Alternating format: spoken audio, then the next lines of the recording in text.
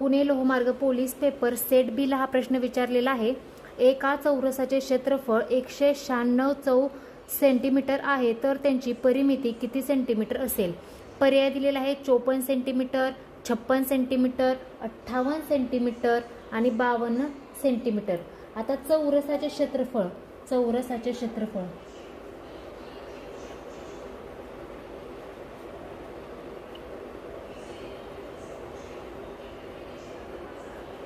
क्षेत्रफळ बरोबर बाजूचा वर्ग। आता चौरसाचे क्षेत्रफळ किती दिलेलं आहे? 196 चौरस सेंटीमीटर बरोबर बाजूचा वर्ग। आता 196 हे कशाचं वर्गमूळ आहे? तर हे आहे 14चं। 14 ही काय आलेली आपली बाजू आलेली आहे। ठीक आहे। आता चौरसाची परिमिती आपल्याला काढायची आहे। चौरसाची परिमिती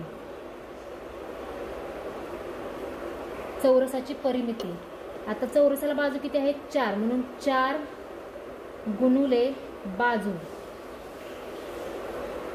4 गुणुले बाजू किती आलेले आहे? 14, 14 चोक 56 मीटर हे त्याचं आन्सर असणार आहे। पर्याय क्रमांक 2 हे त्याचं